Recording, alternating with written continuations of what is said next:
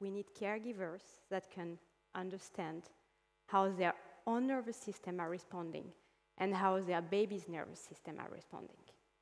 Because we need caregivers that can regulate themselves so that they can help their babies co-regulate. There is no braking system with the baby. So the only braking system is the caregiver. I'm not going to say the parents, because it can be anyone, but the caregiver needs to be here in order to help the baby soothe by regulating themselves for the caregiver and co-regulating the baby. So what we're going to do in this half an hour, 40 minutes, is that I'm going to try to teach you a few exercises, a few tips to be able to regulate your own self and to be able to soothe your baby. So the first thing is, of course, to be able to come back to a regulated nervous system when you need to soothe your baby. That might seem very simple. It's not that easy, especially when you are in a mall at 4 p.m. on a Saturday afternoon and your child is on the floor screaming, kicking, because you told them they could not have ice cream before dinner. And at that point, everyone in the mall is looking at you. You think they are judging you, most likely they are judging you. And depending on your life experience, our life experience is building us, and you might feel frustrated, you might feel angry, you might feel sad, you might just want to yell at your kid, you might just want to take them under your arm and go away, but that's not going to help. This is the moment where you need to be regulated in order to help your child soothe. Infant, toddler, children, teenager, even other adults, as she was saying previously. We help each other regulate. So in that scenario, when your child is on the floor, screaming, kicking, and you are feeling so bad, you just need to have those little tricks that's going to help you shifting back to a more regulated system. So in that case, we are talking about going back to a more parasympathetic system. And as Marilyn mentioned, there is no good system versus bad system, sympathetic versus parasympathetic. We want a balanced nervous system, which means that the sympathetic system is able to take over when we are in a dangerous situation. The sympathetic system is a system that helps us fight or just run away, and we need that. If someone is getting into your house at night, you need to be able to think how you're going to jump out from the window so that you're going to escape that. And then, when the situation is calmer, you need to be able to go back to this parasympathetic system. And that's what we want. We want a balanced system that can come back and forth and just, adjust all along the day. We don't want to be hypersympathetic, and we don't want to be hyperparasympathetic. We are going to practice 2 exercises in a minute. Those are breathing exercises. One is called alternate nostril breathing, and the other one is called box breathing. Before that, I'm just going to talk about a couple of things that you might want to do in order to train your parasympathetic. A very important information here is that those are exercises. So if you try to do this for the first time, when your kid is on the floor, in that mall, and is screaming, it's not going to work. I'm sorry about that, but you have to practice those, because it's almost like a way of training your brain. What's going to happen is that you're going to start doing those exercises in a very calm and quiet environment. And it's going to be a very nice experience for your body and for your brain, because all the things we're going to talk about are going to decrease your heartbeat, are going to decrease your cortisol levels, the stress hormones level. Your body is going to feel more relaxed. And if you do this 200 times, you won't need to do all the exercise before your brain is going to feel like, hey, you know what? I did that about 200 times, and it felt really good. I don't need to do the whole exercise. I know that when I'm starting doing it, that's when my cortisol levels are going down, and my heartbeat is going down, and my breathing is getting better. So this is a safe place. And if you've practiced this thing over and over and over, when you find yourself in that situation where your kid is on the floor, crying, kicking, and everyone is looking at you, you're just going to start, breathing. And your brain is going to be like, okay, wait a minute. I thought it was a dangerous situation because someone was screaming and everyone is looking at me, but right now I'm practicing this exercise and I know that this is a safe place because each time I do this, my body is relaxing and my parasympathetic system, is taking over and my heartbeat is decreasing. So this means that this situation is actually okay, and that's what's going to help you regulate in those very chaotic moments. Once again, do it before the chaotic moment, or it's not going to work. So one thing you might think about is meditation. And if some of you meditated, it's a very personal thing. You know, as Marilyn was mentioning, when she was talking, she was saying, maybe my voice is triggering for some people. Maybe it's calming for some people. So one advice I would have for you would be to go online, and there are like hundreds of different meditations you might look into. You have guided meditation, unguided meditation. You can pick whatever voice you like. You can pick meditation with music.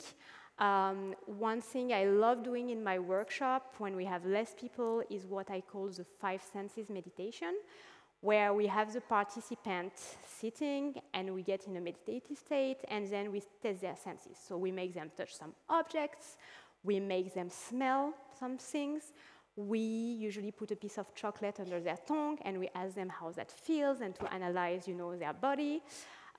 We make them listen to music, and at the end of this, each person will tell you that they have a channel they connect through. Some people will be like, oh my God, when you asked me to imagine, I don't know, like an island, it was amazing, I felt so calm. And some other people will tell you, when you put this piece of chocolate in my mouth, it was great, and I was so relaxed, and it was the best feeling. So the best advice for you is that we are built with experience and trauma, and you need to understand your own system and your own history so that you will understand what can soothe your system and help you regulate. So you have to practice different things, and someone will like something, another person will like another thing, and it's okay. And it's great, actually. That's what makes us different.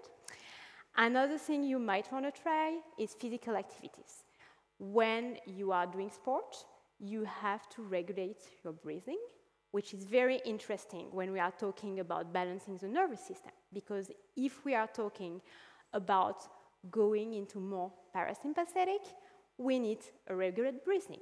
When you are doing sport, you also have, to be in the moment and to focus, so it's very much, being here and there and not thinking about the problems I have at work or the fight I had with my wife. So these are all things that you can practice in your daily life so that your body is going to have a better ability to get back into parasympathetic. And instead of staying super high sympathetic when your child is crying on the floor in the middle of the mall, your body will be able to regulate a bit more easily if you are doing those things in your daily life. Another thing which is interesting is the connection to others. Marilyn was saying it's for mammals, it is very important to be able to socialize and connect to others. So, surrounding yourselves with people that make you feel good, that vibrate with you, this is really, really important. Another thing is the closeness to nature, especially in a big city like Istanbul, where it's so chaotic, so much noise, so much traffic, so much pollution, getting into nature, trying to get quieter, calming down, being in the moment, being grounded, that will also help your parasympathetic being more able to take over when needed. If you think about the sympathetic and the parasympathetic system, as we told you, it's like a balance, and we need to use both of them. The problem comes when we are always on the sympathetic side when there is no obvious danger. The sympathetic system is a system that, when we were living in caves, if you had a lion running after you, you would be able to just, run and escape that. Right now, the problem is that in our modern societies, most of the time, a lot of people are in high sympathetic when there is not really a survival threat. So we need to work on this ability to regulate both systems and to come back to our parasympathetic system. That's extremely important. Now, when your kid is on the floor, crying, screaming, everyone is looking at you, you cannot go play volleyball, you cannot go hug a tree, so we have to give you some quick tips. So here we are. We are going to practice 2 breathing techniques that are very, very helpful and very quick into calming your body down. And as I told you, if you practice those a lot, then maybe the first time it's going to take 5 minutes before your body is able to get there. And then the 7th time, it's going to only take 4 minutes. And it's going to go on and go on. And when you are in that mode with your kid being extremely angry on the floor, maybe it's just going to take a few seconds for you to be able to recenter, to regulate, and then being able to come and help your child. Because what they need at that point is your help. They don't need you to be in sympathetic and just be like, oh, you're going to calm down right now, and you're going to come, and we're going to... If someone was talking to me this way, when I'm not calm, for sure, I would not get calmer. So the first technique we're going to practice is called alternate nostril breathing. And the advantages of this type of breathing is that they activate the parasympathetic system, they reduce the blood pressure, and they help our body relax. So what we're going to do is that I'm going to explain it quickly, and then I'll go over and we'll practice it together. That's fine? And we'll end up the day just relaxing a little bit. So for this technique, you're going to sit in a comfortable position. You're going to put your left hand on your left knee, and then you'll put your right hand around your nose, okay? And you can just look at me now, and I will repeat all of this, and we'll practice it together in a few minutes. And then you're going to exhale from your mouth, so complete exhalation. And then you see, you're going to close your right nostril here with your thumb. And we're going to inhale through our right nostril for 4 seconds. And when we are done, we are going to close both of our nostrils. We are going to keep closing for 2 seconds. And then we will open the left nostril, the other nostril, and the right nostril. And we are going to exhale for 6 seconds. And then inhale for 4 seconds. And I will guide you, no worries. I'll be there, I'll be counting, I'll guide you. And then again, we are going to close both our nostrils for 2 seconds. And then we'll open the left one, and we will just, exhale for 6 seconds and inhale for 4 seconds, and then we're going to go over and over and over. You can do that for up to 5 minutes. Don't do it too much more, because you might be hyperventilating, you might feel a little bit dizzy, and as I was telling you, most likely the first times you're going to do that, it's going to take you 5 minutes to feel more relaxed, but as time goes by and as you keep on going, you will feel the effect of this technique way more quickly. Okay, so we're going to try it together. Okay, so you're all going to sit. You're going to put your left hand on your left knee, and you're going to try to sit in a very comfortable position. You're going to try to look at your shoulders, relax them, relax your pelvis. Okay, and let's start. You're going to place your right hand on your nose. Okay, and you're going to exhale through your mouth. And now, you're going to close your right nostril with your tongue. And you're going to inhale for 4 seconds. 1, 2, 3, 4. And close your left nostril in 1, 2. And open your right nostril and exhale. 1, 2, 3, 4, 5, 6. And inhale. 1, 2, 3, 4. And close your right nostril. 1, 2, and open your left nostril, exhale, 1, 2, 3, 4, 5, 6, and inhale, 1, 2, 3, 4, and close your left nostril, 1, 2, and open your right nostril and exhale, 1, 2, 3, 4, 5, 6, and inhale, 1, 2, 3, 4, and close your right nostril, 1, 2, And open your left nostril and exhale.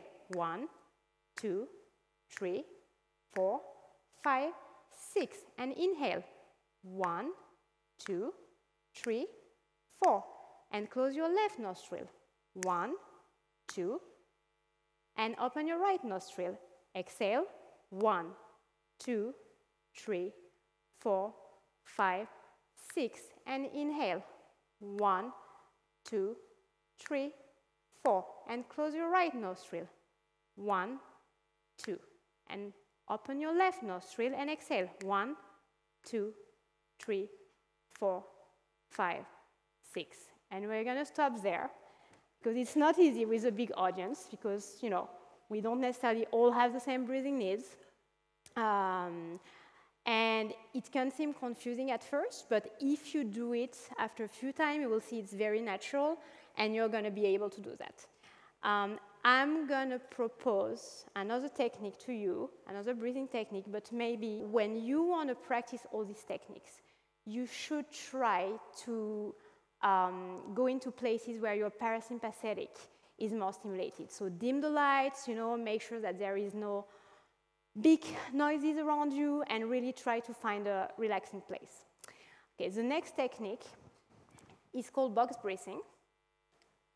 And it's a little bit easier to implement when you start with that kind of techniques. That's a technique that's used by the Navy SEALs when, you know, they are like going through a lot of stressful time and they have to make tough decisions very fast in very chaotic moments. So they use this technique to just recenter so that then they are able to make decisions and they are just able to, you know, make the right decision, we'll say. So it's called box breathing because it's like a square. So you are inhaling for 4 seconds, and then you're just going to hold for 4 seconds, and then you're going to exhale for 4 seconds, and then you're going to hold for 4 seconds. Should we try that? Okay, so same thing. You're going to sit very comfortably. You can put your hands on your laps, and, you know, relax your shoulders, relax your back. Perfect. Okay, inhale.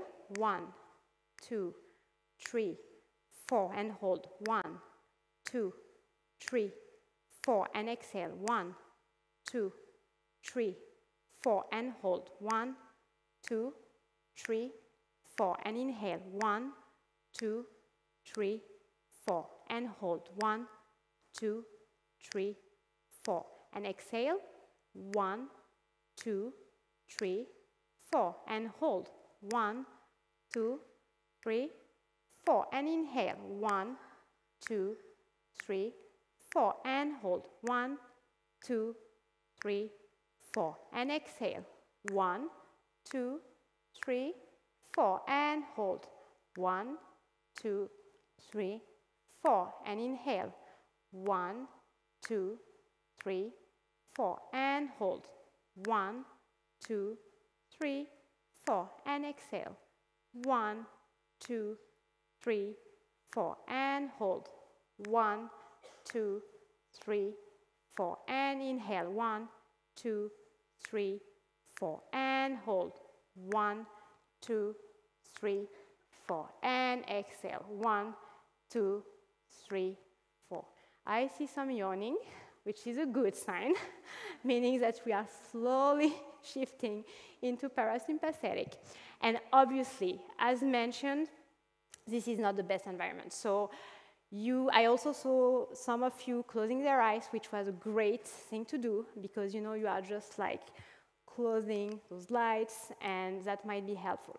These techniques, try to do them at home. It's going to be very different than doing them in this environment, and they are really, really powerful in helping shifting into parasympathetic system.